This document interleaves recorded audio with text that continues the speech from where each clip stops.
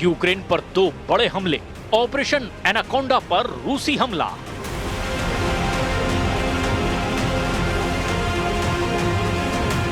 तेरह 1300 दिन से ज्यादा की जंग में रूस यूक्रेन जंग अब रूस नेटो जंग में बदल चुकी है। हैरानी की बात तो ये है कि अब अमेरिकी राष्ट्रपति ट्रंप ने बड़ी चालाकी से खुद को यूक्रेन युद्ध से बाहर निकालना शुरू कर दिया है और अब नेटो और यूरोपीय देशों को यूक्रेन जंग में झोंकना शुरू कर दिया है। हम आपको दिखाने जा रहे हैं कि रूस से बुरी तरह से मार खा चुके यूक्रेनी राष्ट्रपति ज़ेलेंस्की ने दावा किया कि रूस अगले कुछ घंटों में यूक्रेन पर 2 बहुत बड़े स्तर के हमले करने जा रहा है।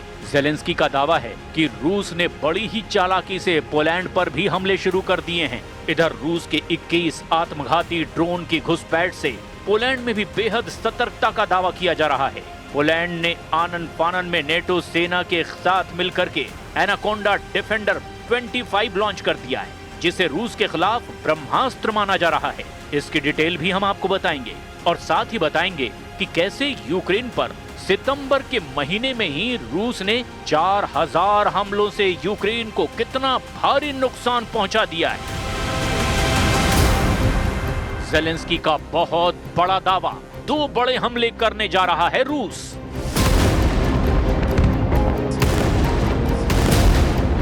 शुरुआत हम करने जा रहे हैं यूक्रेन से, जहां पर रूसी हमलों से भयंकर तांडव मचा हुआ है। दावा किया जा रहा है कि अभी रूस जो हमले कर रहा है वो तो सिर्फ ट्रेलर हैं, पिक्चर आना अभी बाकी है।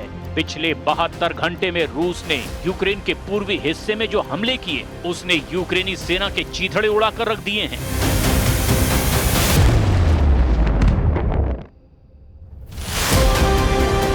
रूस की सरकारी समाचार एजेंसी TASS ने रक्षा मंत्रालय के हवाले से बताया कि पिछले दिनों अग्रिम मोर्चे पर लड़ाई के दौरान यूक्रेनी सेना के 1500 से ज्यादा सैनिक मारे गए। हालांकि यूक्रेन ने इस दावे की पुष्टि नहीं की है। यूक्रेनी सशस्त्र बलों के जनरल स्टाफ ने इतना जरूर माना कि पिछले दिनों रूस ने अनुमानित 1020 सैनिकों के साथ साथ 360 मानव रहित हवाई वाहनों और 36 तोपखानों प्रणालियों को भी खो दिया है। कुछ रिपोर्ट में दावा किया गया कि रूस ने यूक्रेन के कीव और पोल्टावा शहरों पर ड्रोन हमले किए हैं। इन हमलों में कई लोग घायल हुए हैं और एक गैस स्टेशन को भी काफी नुकसान हुआ है।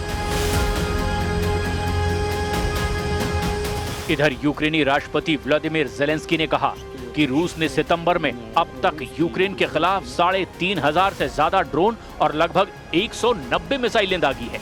ज़ेलेंस्की ने रूस के इन हमलों को हवाई आतंकवादी अभियान बताया, जबकि दूसरी तरफ रूस ने दावा किया कि उसने पिछले 24 घंटे में 357 यूक्रेनी ड्रोनों को ब्लैक सी के ऊपर मार गिराया है। इस बीच रूसी सेना प्रमुख ने युद्धग्रस्त क्षेत्र में जवानों से मुलाकात की और डोनेट्स्क पर कब्जे के लिए सैनिकों को सम्मानित किया। इधर यूक्रेनी राष्ट्रपति व्लादिमीर ज़ेलेंस्की ने सोशल मीडिया प्लेटफॉर्म X पर लिखा कि हालांकि रूस ने इस साल सुमोय, नोवोपावलिवका, पोक्रोव्स्क और ज़ापोरिजिया में आक्रामक तैयारी की थी, लेकिन रूस ने इतने ज्यादा सैनिक खो दिए हैं कि अभी तक उसके पास बड़े पैमाने पर आक्रामक कार्रवाई करने की ताकत तक नहीं बची। Войска в зоне специальной военной операции наступают практически на всех направлениях. При этом наиболее упорные бои развернулись на красноармейском направлении, где противник любыми способами, не считаясь потерями, стремится остановить наше наступление и перехватить инициативу. Для этого командование ВСУ в район Красноармейска перебросил наиболее боеспособные и подготовленные подразделения в ущерб другим направлениям, на которых наше наступление развивается. नेटो के साथ पोलैंड, ऑपरेशन एनाकोंडा।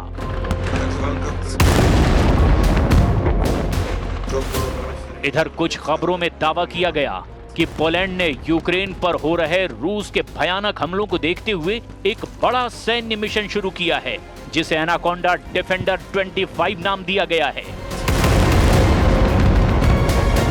जानकारी के मुताबिक एनाकोंडा डिफेंडर 25 नाम के इस अभ्यास को इस साल की शुरुआत में रूस और बेलारूस के संयुक्त सैन्य अभ्यासों की सीधी प्रतिक्रिया के रूप में देखा जा रहा है। 1 सितंबर से शुरू हुए इस बड़े पैमाने के अभियान में नेटो सहयोगियों के साथ पोलिश सेना के 3000 से ज्यादा सैनिक शामिल हैं। आधिकारिक रिपोर्ट के मुताबिक इस अभ्यास में टैंक, बख्तरबंद वाहन, विमान जैसे 600 से ज्यादा भारी सैन्य उपकरणों की तैनाती शामिल की गई है। विश्लेषकों का मानना है कि ये अभ्यास एक शक्ति प्रदर्शन है और ये सब रूस को दिखाया जा रहा है। रूसी सरकारी मीडिया ने पहले ही इस कदम की आलोचना करते हुए इसे उकसावे वाला कदम बताया है। लगातार बढ़ते तनाव के साथ पोलैंड का एनाकोंडा डिफेंडर 25 पूर्वी यूरोप में सैन्य संतुलन को आकार देने में एक महत्वपूर्ण घटना बनती जा रही है। हालांकि रूस ने पोलैंड और यूक्रेन में नेटो सेना के घुसपैठ पर बेहद गंभीर नतीजे भुगतने की चेतावनी दी है। Если какая-то часть Украины будет территорией, где размещаются так называемые миротворцы, и будут для этой части Украины, бывшей Украины, для этой территории действовать гарантии безопасности Запада, заточенные против Российской Федерации. रूस के हाथों यूक्रेन की तबाही और बर्बादी देखने के बाद से यूरोपीय और नेटो देशों के सामने सिर्फ एक ही रास्ता बचा है, या तो रूस से सीधी जंग करो या फिर अपनी जान बचाकर भागो। पेरिस, लंदन और ब्रसेल्स में नेटो और यूरोपियन यूनियन की मीटिंग में यह बिल्कुल साफ हो चुका है कि यूरोपीय देश किसी भी कीमत पर पुतिन और ट्रंप की डील को नहीं मानने वाले। हालात ये हैं कि अब पोलैंड तीसरे विश्व युद्ध का पहला हेडक्वार्टर बन गया है। रूस के खिलाफ बारूदी मोर्चा खोल दिया गया है। जो दावे किए जा रहे हैं उसके मुताबिक पोलैंड के राष्ट्रपति करोल की इस वक्त हवाइयां उड़ी हुई हैं। रूस ने यूक्रेन के साथ साथ पोलैंड में भी मोर्चा खोल दिया है। इस वक्त पोलैंड के लाखों सैनिक, सैकड़ों फाइटर जेट, टैंक, तोप और मिसाइल सिस्टम फुल एक्टिव हैं।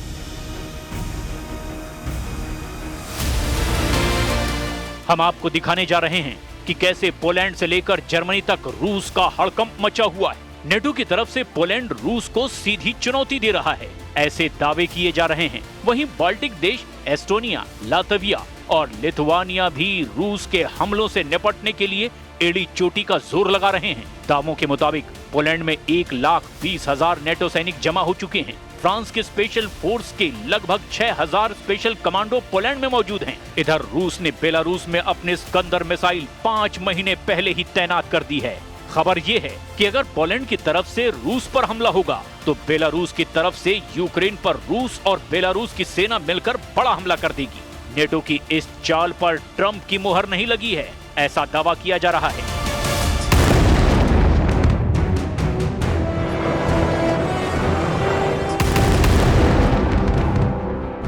इधर मरता हांफता यूक्रेन नेटो की तरफ अभी भी टकटकी लगाए देख रहा है। 43 महीने बाद रूस यूक्रेन जंग में हालात बेकाबू होते जा रहे हैं। 32 देशों वाला नेटो भी अब पुतिन के साथ आर पार की जंग करने का मन बना रहा है। ब्रिटिश स्टॉर्म शैडो मिसाइलों से रूस के काफी अंदर यूक्रेनी सेना हमला कर रही है। दावा किया जा रहा है कि ब्रिटिश स्टॉर्म शैडो मिसाइल से रूस के सैन्य ठिकानों पर हमला किया जा रहा है। वहीं रूसी सेना का साफ कहना है कि उनके एयर डिफेंस सिस्टम ने ब्रिटिश स्टॉर्म शैडो मिसाइलों को हवा में ही तबाह कर डाला है। रूसी सेना का दावा है कि वो अब यूक्रेन को ब्रिटेन से मिली 12 स्टॉर्म शैडो मिसाइलों को हवा में ही तबाह कर चुका है। Европа явно пытается достаточно беспардонно отвоевать себе место за столом переговоров, хотя с позицией, которую она исповедует, с позицией реваншизма, нанесения России стратегического поражения, за столом переговоров, конечно, делать нечего.